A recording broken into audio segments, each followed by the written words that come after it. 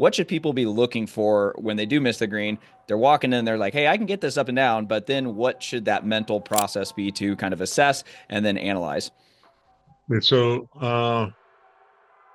if we're not going to change mechanics, then we have to develop skill.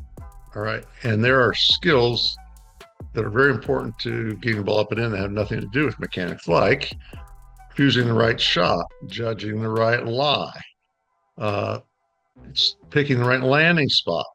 Mhm. That's a big one.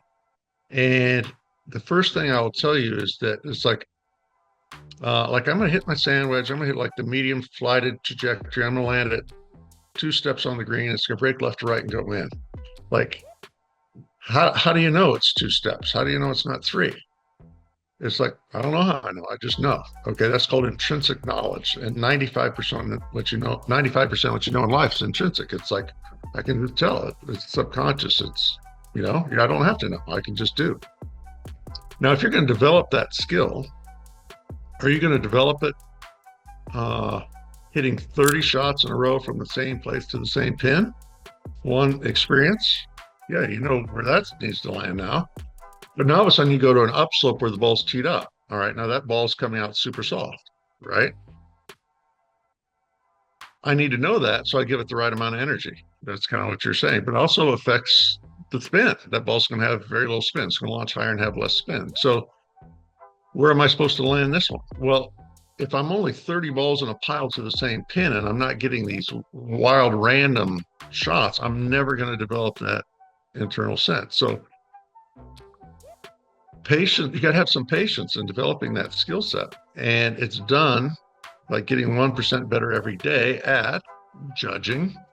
And the way you get better at judging is you got to have a lot of experiences. So I give you like Russell Henley, for example, is one of my students. So we do our technical warm up.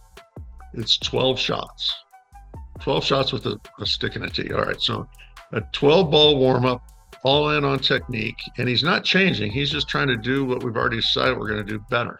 Mhm. All right. And that's something too. It's like, oh, I don't want to change my technique. Okay. You don't have to, but are you actually doing what you're trying to do?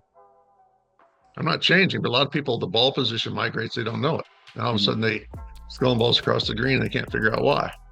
So even if you're not going to change your technique, you got to make sure you're doing the technique you've decided every day. So he does his 12 ball warm up. Then we do 2 laps around the green. The first lap is just throwing balls everywhere. He's got 3 clubs in tow because your first decision is what club you're going to use, right? Because if it's on an upslope teed up, are you out of the rough? Are you going to use lob wedge very often? Probably not. Probably go down to I sand. would hope not, unless you want to really be bad, right? In that situation, you want to defer down and loft for sure. You get right, and I wouldn't open the face either. Typically, there. Yeah. So one mistake players make, besides not randomizing their practice, is they're out there with one club. Mm. Well, you're guaranteed to use the wrong club half the time if you're truly being random, right? So Russell's out there with 3 clubs. He's got his caddy Adam, actually, right?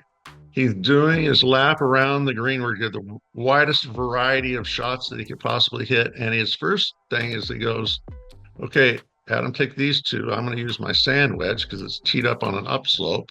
It's going to come out slower. So I'm going to do this to my swing so I don't get too steep on it, right? And then I'm going to land it 3 steps on, and it's going to break to the right and go in at 4 o'clock.